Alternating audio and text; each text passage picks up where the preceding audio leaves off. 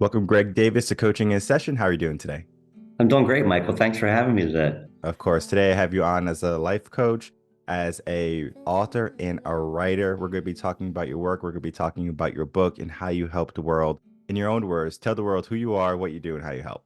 Yeah, sure. I'm Greg Davis. I'm from Philadelphia, Pennsylvania. I'm a retired financial executive and also professor at University of Illinois. And now I've devoted my life to writing a book called Checkmate. We'll talk about that, I'm sure, today with Michael, and trying to share those life lessons with as many people as possible. And that's what I'm looking forward to sharing with your audience today. Writing a book is always a passion of love because we pour our hearts and we pour our souls into the book, and we are giving all this information we want the world to read, to know, to understand the wisdom of our years. Yet sometimes not everyone is going to readily read the book or, want to read the book because we have a short attention span. We have so many other books. I mean, I have hundreds of books on my wish list, on my to-do list, on my cabinets and my shelves, my bookshelves. There's just so much knowledge. And one of the things I love to ask authors is, why write a book? Yeah, it's a great question, Michael. For me, it was a passion of mine when I retired in 2021. One of my bucket list items was to write a book to help others, right? I was 62 at the time, so I had 6 decades of experience behind me. And as you pointed out, I tried to take that experience and share that it's a really easy to read 150-page book that talks a lot about life lessons and lots of topics.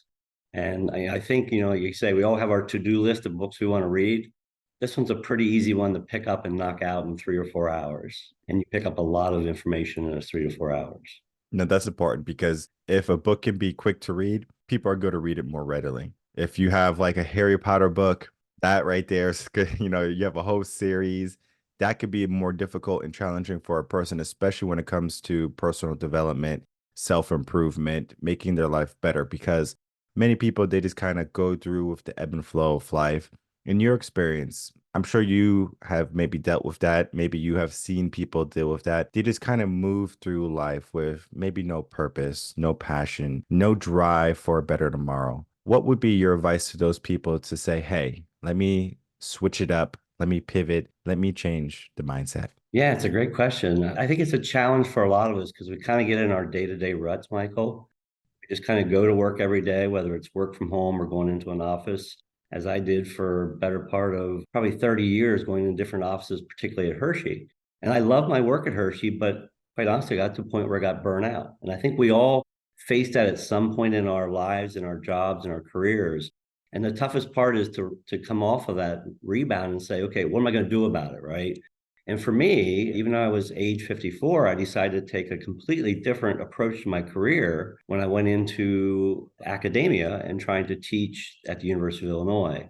So after, 33 years in a corporate office environment, I went completely outside my comfort zone, which is hard for any of us to do, and went into teaching. And it was a big move. My wife and I moved 700 miles away, uprooted from our friends and family, moved to the beautiful college town of Champaign, Illinois, and absolutely had the 7 best years of our lives there before I fully retired in 2021. So I think the message to your audience is pick yourself up. I know days are tough when you get in that, as I was at Hershey, just kind of in the day to day, and you kind of think you're in a rut and you can't get out of it. The real key is to jump off that treadmill, right, and jump onto something new and make that leap of faith into something you really want to do. And for me, teaching, I had done it as a part-time adjunct professor for years. And those were my favorite days of my work week. It's the days I was teaching in the evening, even though it meant for long days. So I guess my advice is for your audience, find what they're passionate about. For me, it was teaching and helping others understand key concepts of finance and accounting. As boring as that may sound, that was a passion for me. And when I got to do it in the classroom, it really made my days go much quicker. And I was really looking forward to every day of my work as opposed to where I was in my prior lifestyle. We have a very similar mindset and almost a very similar path in the sense of what we are passionate about. For me, I was a teacher for several years. I was corporate before I was a teacher, and I loved my years of teaching. The only reason I left teaching was because of the institution of teaching, not so much of the kids and helping them and learning.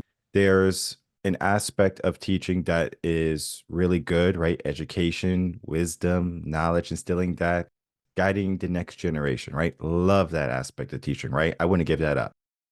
But the handcuffs that you get, the things that you can do, that's more restrictive, right? So we have the curriculum K to 12. In college is a little bit different. You have your syllabus, you have your course curriculum. And when you are presenting it, your class to the dean or whoever you have to present it to in your local college, you basically have to say, this is what the class is going to be teaching. Yet there's not much free reign, but there is more free reign in college than it is in elementary. Kids are just inundated with so many tests K to 12. I mean, there's always a new test every single year. It's like this year is a star test. This year is the eye test. This year is this, the reading test. And it's just like, whoa, like we need less tests. We need more teachers doing what they love to teach. And that was something that I just couldn't get my mind over. It's just like we're giving these kids tests that they don't want to do, that they're suffering through, and they're literally just kind of picking whatever because they don't want to do it. And the scores that they get, you know what they do? Basically, they get the score, and now their motivation is low, their self identity is skewed because they have this bad score. And we have these grades that we give these children, and we say, you're an A student. You're a B student, you're an F student, you're a failure. What does that do to the mind? What does that do to the culture? What does that do to the future generations? Well, we can see that right now. I'm sure you can see what is the issue. And the work that you do is starting to help people see what they can do, go after their passions that they might have lost. It's so important that we start to look at that and how to fix it. I want to talk about society. Society has a lot of issues, as I was saying, kind of giving that preface: burnout, loss of passion, going into dead end jobs, finding places that they don't necessarily like, but they stay there too long. Think of like a tree that's just rooted down and they don't want to move. What would be the fix for helping people make the changes in your life, similar to how you made those changes, just uprooting yourself 700 miles away, starting fresh, leaving your friends, leaving your family, and saying, I'm going to do this because I love this? Yeah, I will just say, first of all, that wasn't easy. And it took a support group, particularly my wife, who was incredibly supportive of my effort to go into education.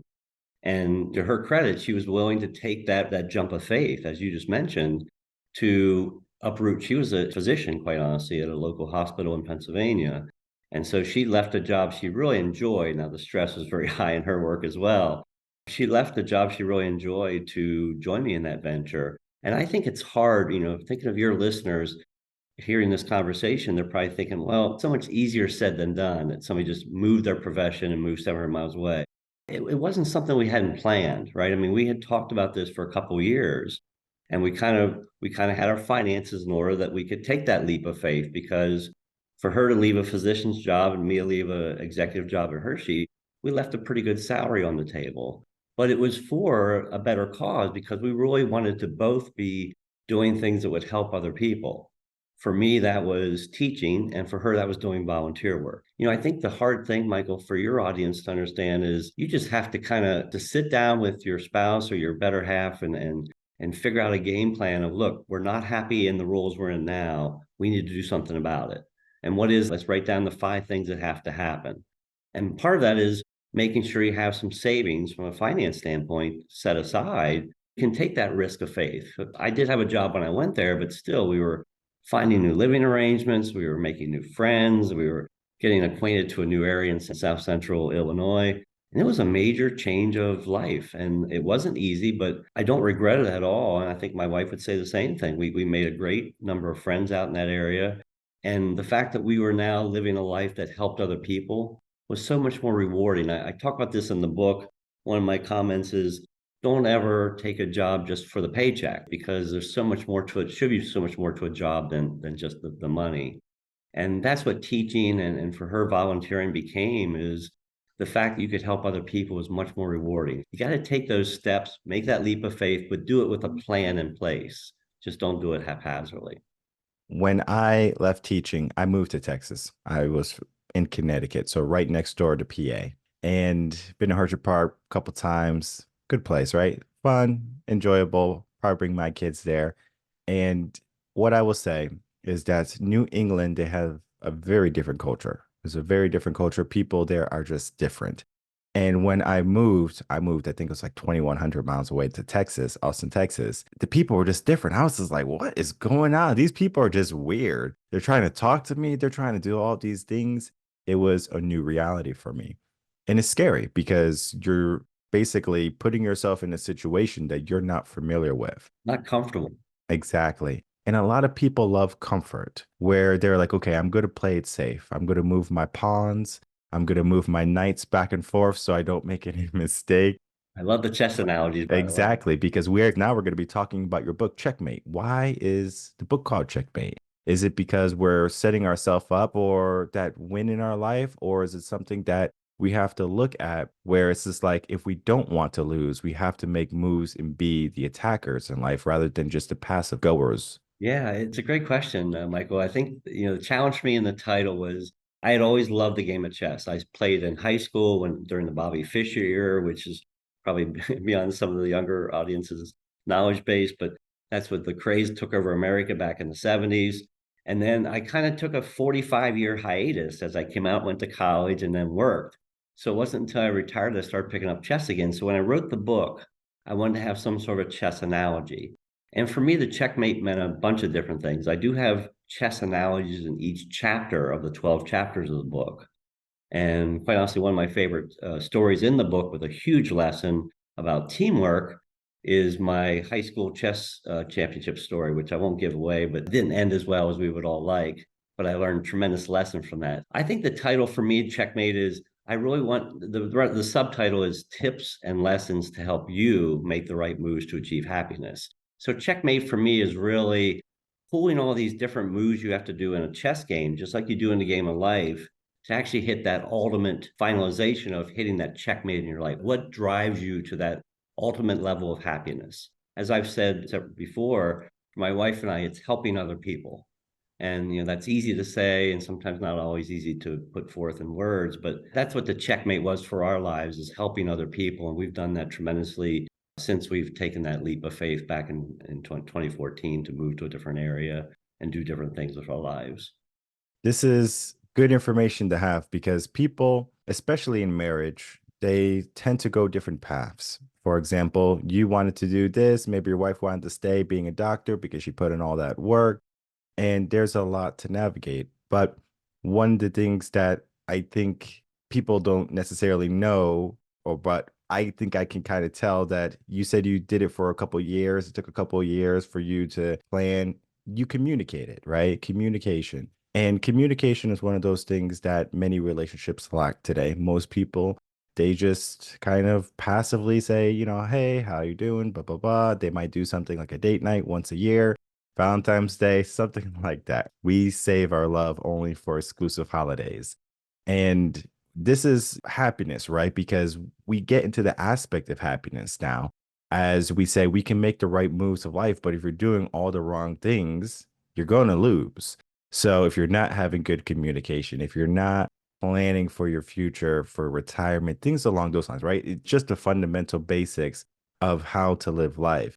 Yet many people just haphazardly go YOLO. YOLO means you only live once. And that's the new moniker for our new generations, our Generation Zs and Alphas. They basically come out saying we want to be different than the older generations. I want to talk about how the generations are shifting, right? Because our older generations, they have a very analytical mindset, like a chess match. We look at our moves versus now it's just like we play checkers and we just move it like, okay, boom. It's just like, Very haphazardly. yeah, now we're playing a game of chess and checkers. Some people who are thinking more into their future, more into their life, they treat it more like chess versus the people that are just kind of saying, okay, well, I'll do this, I'll do this. And there's no necessarily path for them. That's the game of checkers. And what happens is many people, they find themselves stressed, more anxious, unhappy, and unfulfilled. This is where older generation is coming in and saying, hey, check out this book, check out this. This is what I did. A little bit of wisdom. Yet we see them playing checkers and we don't necessarily say you're doing the wrong thing. It's just kind of like this is a different life, different time, a different mindset. What is your take on how our brains and our mindsets are shifting and evolving? Is it something that we should be worried about? Is it something we should be giving more attention to? Or is it something that we have to nip in the butt and fix it very quickly? Yeah, that's a really challenging question, Mike. I love the thought process here. I think COVID was a major change to the way we culturally interact with each other, right? I mean, we used to be so much going into an office, interacting with people on a face-to-face basis. Likewise for me in the classroom. I love going into a classroom, interacting with students face to face, seeing the reactions to the material we were discussing. But COVID changed all that, right? And I think that's a major play as to how now we interact with one another. We're much more comfortable in Zoom settings as we have here today, and we're much more comfortable just working from home, quite honestly. And so I think the mindset of people have really changed dramatically since 2020. Here we are 4 years later, which is hard to believe. And we're still trying to figure out what is our best way to communicate with one another. You know, you mentioned this earlier in your prior discussion about communication with people around you, particularly your spouse and other family members. I'll just point out that one of the things in the book that I talk about, it's kind of an interesting topic and it's kind of a little bit of an oddball one, is something called money dates. You mentioned dates, and we go with our spouse during February 14th and Valentine's Day and so forth. Well, something that my wife and I have done for a number of years is what we do as called monthly money dates. And I've seen this in the Wall Street Journal and elsewhere, but this is something I have in the book where I encourage people to go take their wife to a restaurant, have a nice bottle of wine. And it's a little bit of a splurge night, right, for all of us, including myself. That money date is designed around a couple of things. I want it to be fun. I want it to be something to look forward to. But then anything's on the table. It doesn't have to be just finances. Like I've had some couples who have reached out to me since they've read my book, Checkmate, and they've come back and said, you know what? My wife was considering a major change in her career from teaching, actually, just like you, and moving into a completely different business aspect. And that's something they talked about at one of their money dates. And that was a great opportunity for them to sit down in a calm, relaxing environment and talk about a very difficult topic, right? Career changes. I think the money date's kind of a fun thing to kind of maybe have your listeners try out at some point. You can do it at home, have a nice meal, make sure you have a bottle of wine, but it's more fun if you go outside of your environment and do that in a casual eatery, one of your favorites. Have some fun with it, but then talk about where do you want to be in 2, 3, 5, 10 years. And maybe that involves amping up your savings a little bit. And I talk about some great savings concepts in the books. To your point here in this question, how we interact with each other is really challenging. And I think that has changed over the different generations. But I kind of feel a little bit of a sadness for the current generation, the younger generation, because they've come up through these last 4 years of COVID, where quite honestly, it's almost like we've been led to believe it's better to not interact face to face with people, right? Do things remotely, work from home remotely. I just don't think that's good for us from an overall concept of what we want to be as interacting with other human beings. It concerns me, quite honestly, Michael. I think we as an older generation, me in my 60s, we were very lucky how we grew up. And I think we were taught to interact very heavily with other people. It's always been a key for me is I love the face-to-face interactions I get a chance to do with people, whether it was in my career at Hershey or in my teachings at Illinois. It's a concerning topic for me. It's something we all have to grapple with on how we interact with others. And we do have to look at the fix though, because there is always going to be a solution. There's always going to be a move that we can make. The game of chess, for example, right? We're just going to use the analogy for chess this whole episode is if you lose, you made a mistake. It's not that the other person was better. If you lose, you made a mistake somewhere, right? You moved the piece to where you shouldn't have. There's always a counterattack. There's always a solution. Yet many people, they don't look for the solutions anymore. We have COVID 2019, 2021. It's just a hard moment, right? Zoom was a small company, not really big. They had free, yeah, no one really knew about it. Now it's worth what, millions or billions of dollars because it was something that looked for the solution, right? Oh, kids can't go to school. Well, let's make classrooms for the kids online. And that was how we changed. And it happened so quickly because Zoom was one of those things where people were like, yeah, that would be cool, but we have Skype already and we have all these other things. But it wasn't until we needed that necessity where things changed. And I always say people rise to the challenge most of the time. Let's say 80% of the time. People are going to rise to the challenge. When you move, it's a great hack of life, right? If you stay in your hometown your whole life, it's a little bit more difficult because it's your comfort zone. You got your family, you got your friends, you know all the roads. You know all your stores, you know all the great spots. It's a routine. Yeah, it's a routine, right? But when you uplift yourself, you uproot yourself, you put yourself different, someplace new, you have no choice but to survive. And there's a difference in the mindset of survival and just kind of living versus what we are doing or what we can be doing. And basically, what that means is we didn't want COVID. No one says, hey, you know what? I want a pandemic this year. This is going to be great. Like a pandemic is going to make everyone's lives better. It's going to uproot everyone's habits. But that did the opposite. A lot of people, they suffered, right? Fear, anxiety, stress, uncertainty. I mean, we can go down the list of negative emotions, right? There's a saying, the COVID-15, people gained 15 pounds because they were just in their house for 3 months, eating, not doing anything. The gyms were closed. People didn't want to move because they were so afraid. What do you say to people who are afraid to take a jump of faith, a leap of faith, to do something different in life, to challenge the status quo? How could those people step into bravery instead of fear? Yeah, I think, Michael, it's a lot like a game of chess, as you talk about, as far as the analogy. I was just playing in a tournament last weekend, and I was playing a senior in high school, young girl. To your point, I had a game plan in mind, right? But I messed up. Just like life, I made mistakes. And I realized that it was a 57 move game. So it was a rather lengthy game, but she beat me. And as I came back home and I played through the game and a couple times through, I realized, what was I thinking? We all make mistakes in life, and that's okay. But I think the key was what I'm trying to do now as I've become a little bit more resonating that we all make mistakes, we got to learn from them. And I talk about that in the book a little bit, is that I came home and played through those games and realized I made three tactical errors. Just like it happens in life, when you make an error, that's all right. Dust yourself off, get back up, and figure out what did you do wrong. Okay, I'm not going to do that again, right? That's the message. But I think a lot of times what happens, and it happened to me in my career, is I was promoted to like accountant level as a manager up to a assistant to the CFO. And quite honestly, it was a role that I just did temporarily for like 18 months. And what I didn't realize is in that 18 months, I was the unhappiest I'd ever been in my entire life. And everybody thought, geez, I had this great title, this new promotion, and this new work effort, but I was extremely miserable. That's when I realized, that's when I started to plan with my wife that I need to do something different. And that's when I started to plan my exit strategy from Hershey and realizing my love for teaching was the ultimate place I knew I wanted to be. I think the message out there for your listeners is certainly you can read through Checkmate and get some great ideas of how I handled lots of adversity. And you talk about COVID, I'll just give you a quick example.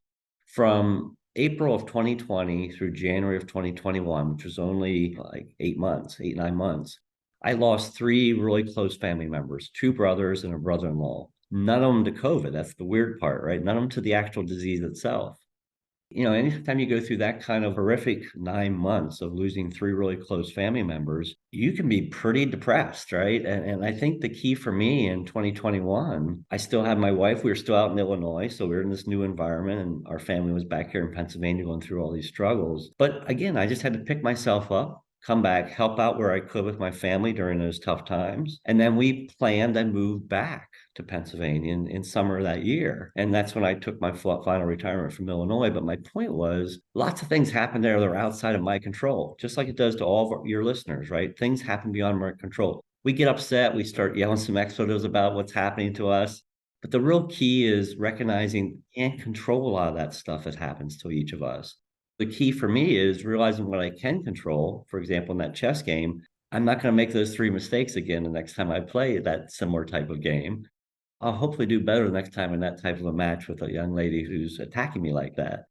I think it's just the key here to your question is find the things that you're doing today that aren't making you happy and do something about it. And that's the hard part, but do something about it. Make some strides towards doing something different and then find that checkmate or happiness in your life that you've been seeking, because that's the real key to life. What's the difference between happiness and fulfillment? Because we have been juggling those two terms. And a lot of people, they say they want to be happy, right? Most people want and seek happiness, right? I want to be happy. This will make me happy. You don't make me happy. Happiness is typically what we go for first. Then we look at fulfillment later on when we have a career, when we finally get the things we thought would make us happy and we realize they don't make us happy. Now we're not fulfilled. What is the difference between happiness and fulfillment, and or which one should a person go after? Yeah, I'll at least give you my opinion on this. There's a tough discernment, I think, between those two words. For me, happiness was finding something that truly made me want to go do it each day. Right. And for me, that was teaching at the time. And now it's sharing the concepts from my book, Checkmate, with others so they can benefit from that. My wife's a great example. While she was in medicine for the majority of her career, now she basically 5 days a week goes across the street here in Philadelphia to a Broad Street ministry, and she helps homeless people every day of the week. And that's not the most rewarding job. It doesn't pay well, but that doesn't even matter, right? For me, happiness for my wife and I is doing those things for others. That's the greatest joy of our lives. Now, fulfillment, I think, is a little bit different. Fulfillment for me is, did I do something that makes me feel better about where I'm at in my career? So fulfillment for me a lot means career-wise, what has happened. So for me, fulfillment was doing the best I could do in my jobs at Hershey. And our mission at Hershey was pretty cool. And I talk about this in the book. Our mission at Hershey was to generate money for a local school called the Milton Hershey School, which was for children who didn't have both parents, right? Orphans, basically. For me, that mission is what drove me to fulfillment in my career at Hershey. I always wanted to get up each day and do something more to generate more revenue for the company, whether it was a new product line within Hershey at the park, maybe a new ride we were going to invest in a year or so, which could be a $10 million investment. That would generate some additional revenue and profits that we could give to the school to generate, classroom environment for those underprivileged children. For me, fulfillment is probably more career-wise. Happiness for me is, boy, when you wake up each day, are you excited about what you're about to do that day? That for me is happiness. No, that's a great way to look at fulfillment and then happiness, because fulfillment is the career aspect, what you do in your day. Happiness is how do you feel during your day. Like if you don't feel like, okay, I want to go into work, like I dread this, most likely you're just in the wrong profession, the wrong career. You're going down the wrong path. It happened to me when I was working at Sikorsky, 18, 19 years old, started accounting business finance. That was what I wanted to do, I thought. And the money was there, the money was good. But then I remember it's my second year going in, and I'm looking at the sidewalk. And, they have the crevices in the sidewalk, like from block to block. And I just saw it like it was almost like I was in a time machine. It was like a blur. It was like a blur. And I just remember asking myself, do I want to do this for the rest of my life? And from there, I was like, no, I don't. I went in my day. And basically, from there, I was just like, new mindset teaching. And from there, I just and I rolled with the punches. But sometimes I like to ask myself a question. And the question is maybe not the best question because you have to look at your past. And the question is saying, if you can redo your life, would you do the same things over, the same things you did again? And I always like to give a caveat. You know everything that you know currently. Everything you know right now, you get to relive life. Maybe you're a baby, 4 years old, now you get to relive life. Some of the things I think about are like, of course, I'll buy like Apple stock and Microsoft, like the simple things, right? The 2020 hindsight's always perfect, right? Exactly. But then I start to ask myself the more serious question. Would I stay in teaching? Would I even go in teaching knowing that I left teaching? Would I do something more fulfilling for a career initially, extremely fulfilled in my current career? Would I just jump and to do that versus go on my journey of going to different jobs? I mean, I already know it emotionally, but now on paper, I can't say I did those things. Or I'm just maybe an 18-year-old kid becoming a life coach and a mindset coach. Like, who is this guy? Like, they have no struggles, they have no challenges, they have all this stock in the right companies. They're living a good life. Their life is perfect. Who would come to me? I start to think the adversity, the challenges, the losses, and the failures, they help build me, they help create me. I want to ask you that question. What would you do if you got the chance to redo it all with the same mindset, the same memories, the same knowledge, and the wisdom you have currently? Yeah, that's a great one. I've never thought of it like that, but I love the concept. With full knowledge, quite honestly, I would do a lot of the same stuff, quite honestly, Michael. Like I went to a very small college in Gettysburg, Pennsylvania, Gettysburg College. I would do that again. I grew up in a very small town. I love that small town environment. I would marry the same woman again if I could. For me, I think I would still do the work in accounting and finance that I did for so many years because I did find that very fulfilling, as we talked about fulfillment earlier. I think the only change I would see is I probably would have left the world of business earlier. I stayed in for 33 years and only 7 years in academia. And quite honestly, I wish that was more of a balance. I wish it was more like 25 years business, 15 years academia. So that'd be my one regret. I wouldn't change anything in the fact that I went from business to academia because I love that transition. And then transitioning from teaching to retirement was also a fairly easy transition for me. The only thing I would probably have done also, you mentioned this when you uprooted and went to Texas. I think I would have uprooted more. Like I've been in Pennsylvania majority of my life. I'm 64.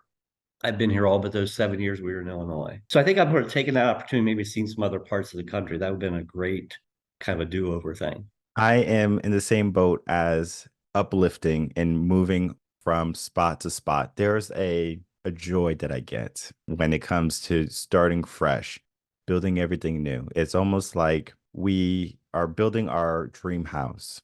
Our dream house today is not going to be our dream house in 10 years because our situation changes. Maybe we have kids, maybe we have dogs and, family coming over. We have a big house. Now we're living in the mountains. We have great views. The kids are off to college. We don't need all the space. Now we don't need the big house anymore. A lot of people, what they do is they get their 30 years fixed for them. 30-year fixed mortgage, if you pick that up, right? They stay where they are. And that's a good portion of their life. Let's just say that's 1/3 of your life. You go live to 90, right? That's 1/3 of your life we're giving away to being static, to being habitual, to being in our comfort zone, to being immovable in a sense. But yet, I just got back from vacation and there's people that would go to places for 2 months, 3 months, and they own a house too. They own the house and they just kind of leave for 2 months. They just say, you know what, I'm going to go to this place for 2 months to get away from the cold, or I'm going to work remote. They learn how to work remote. They get jobs that they can work remote. And that's what they do. They have total freedom. Yet many people, we are slaves to our 9 to 5 job. We can't move. We can't work remote. We spend so much of our time, as you said, your 30 plus years, right? Just being there. Yet many people, they fall into that same trap, the same trap. I'm going to spend all my life to pay for a house, to work for a career I don't necessarily love, just to realize in 30 years that this is not happiness, that this is not fulfillment. What is that mindset? What can people do to change that? Can we be nomads? Can we say, okay, I'm going to only stay a year in each place? Like, what would be the fix to letting people live more freely instead of more stuck and locked in? Yeah, that's a challenge, right? I mean, that's the hard thing to do, quite honestly, Mike, is change what's not working and try and do something different. Because I think we just get so locked into the day to day, as we talked about earlier. I think the challenge for each of us, each and every one of us, is to kind of sit down, maybe over a money date with your spouse or your significant other, and talk about how happy you are in each of your careers. And if you're not happy, as you said, there's a fair number of people I know who went their entire career and then looked back and said, I was miserable during most of my career, but it paid the bills, it paid for the house, paid the mortgage. And so I did what I had to do. Well, that's not exactly the best way to go through life, right? I mean, as you said, now that you're in your own business, you're much happier than you were in teaching and so forth. That's the challenge for each one of us and each one of your listeners is to figure out what's not right in our lives. Don't just let it continue to occur day after day, but think about a game plan that you can talk to your spouse, your family, your other key members of your life, and figure out a game plan out of that. And if it means it's a career change, so be it. Because I think for me, the fact that there was people I know that thought that my wife and I were leaving, great job at Hershey, a great job in the medical profession, and we were going 700 miles away. They thought we were absolutely nuts. At age 54 for me and my wife was 48, they thought that they'll be back in a year. Well, I think that's sometimes you just have to take that leap of faith. And we planned for that. So we had the financial resources to do it, but also we're pretty resilient people. And I think as you said earlier, you find out when you move to a new area, it's not that same route you used to take every day when you're living in Pennsylvania, but that's okay because now you're finding out and discovering new things on your new path of your new drive to your work in Illinois. And that's one of the things I really enjoyed about moving to Illinois is learning a new area, learning new friends, new places to go. We visit Chicago quite often and St. Louis, some other cool sites in the Midwest. There's a lot out there in this world to enjoy, but sometimes we get so locked into our day to day, we don't even think about those enjoyment of other things that we can't see. That's the challenge for each one of us and each one of your listeners. The world is bigger than what we think. A lot of people who are living in scarcity, they think there's not enough. It's because they're stuck where they are and what they see around them is just walls. So they're like those birds in the cage that they say, okay, I can only fly this much. I can go to this side of the cage. I can go to this side of the cage. When in reality, the door is always open. Right. And you said some great things, resilience, change what's not working. And many people don't realize that the path that they're on might not be working the best for them. They just kind of move through, get a paycheck. I'm doing well, I'm doing better than others. We have to stop comparing ourselves to what other people are doing or what other people accomplished and start to look at what we want. Just as you did when you moved away and all your friends said, you'll be back in a year. You did what you wanted, not what other people wanted. Well, not what other people thought for you. You set the limits for yourself, and that's powerful. And the book that you wrote, Checkmate, is going to be opening so many doors for people to get new ideas, to get new inspiration, to finally maybe sum up the courage, to finally leave that cage that they have been living in, that they can go after. They can look at the mistakes that they have made and they can say, those mistakes don't define me. I get to choose my future here on out. And that is so important. And our conversation was just that, right? Change what's not working, be resilient to go after what you love and what's going to fulfill you and make you happy. This is the premise of what life is. Yet many people, they run from it every single day. They choose comfort, they choose mediocrity, they choose the path of less fair, but it creates more hardship. And what you do is you help people get out of that way of living to challenge the status quo and to start to live the life that they were always destined to live. And I love to have guests on that do that, that help people find the joys of life instead of just, well, if you want to live a good retirement, work a 9 to 5 until you're 65, make sure you do your 401k match and you'll be okay. But that's not life. That's not living. And what you have done is you had the chance to live. All the answers you gave were a testament to that, that you can say, no matter what I did in my past, I am happy I did it. Versus some people will say, you know what, I would change everything. I would do this, I would do that. But the path that we're on helps us become the person that we are destined to become. Some paths are going to be very different. Some paths are going to be very windy. And some paths might be a straight shot to success. But regardless of your path, we have to go on that journey. And when you go on that journey, I always recommend don't go alone. Get yourself someone in your corner, whether it be a life coach, an author, a good book, a good read, and you find a mentor in that. And from there, you find your guide, you find your purpose. And the work that you do is helping people, as I said, do that. As we begin to wrap up, I would love to get some final words from you and then for you to tell the audience where they can find you. This is a final wrap up. This was a great discussion, Michael. I really enjoyed talking about these topics with you and having your audience hear some of these great concepts. I think the overall takeaway for me is Checkmate is probably the epitome of what I learned over 60 some years. And I think it's important that people understand that, the tips I offer in Checkmate they've never heard of them before, or there's certainly something that we've all have done at one point in our lives. But I think the tips are rather simple, but they do make you kind of reassess what you're doing with your life and where you want to change it. As far as where people can find me, I just actually unveiled a new website today, because today is actually the 2-year anniversary of when I started the work on the book. It was on February 2nd, 2022, which for us number freaks is 2222. Today I unveiled my website. That's www.davischeckmate.com. I'd encourage your listeners to check that out.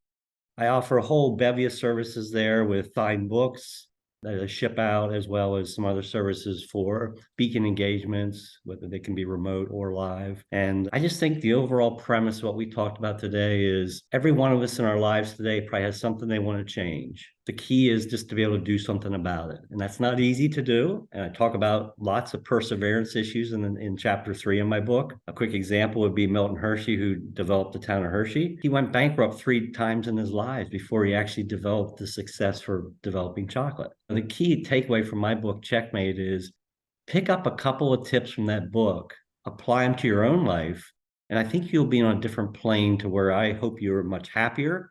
And as we say, the analogy, you achieve that checkmate in your life. And they say hindsight is 2020, where we can look at all of our mistakes, we can look at all of our shortcomings. But I always say there's a difference between knowledge and wisdom. Wisdom is going through it, doing it, living it. In the book, Checkmate, right? You know, the 62 years of experience right there is wisdom. Of course, it's good to be sprinkled in with a bunch of knowledge, but wisdom is going to help so many people get further ahead versus the trial and error, which many people love to go for. I don't know why they do it. Trial and error versus wisdom. I always choose wisdom. It's going to get you to where you need to be a lot quicker, a lot more unscathed, less trauma, everything, all those negative things, you're going to avoid them. Some is good, but not everything that you have to go through is necessary. All those links for your website, your book is going to be in the description box below. I encourage everyone to get a copy of his book, an easy read, 150 pages about, and you're going to gain so much wisdom to help you change what's not working in your life. I want to thank you so much, Greg Davis, for coming on, talking about your work, and spending a little bit of time with us.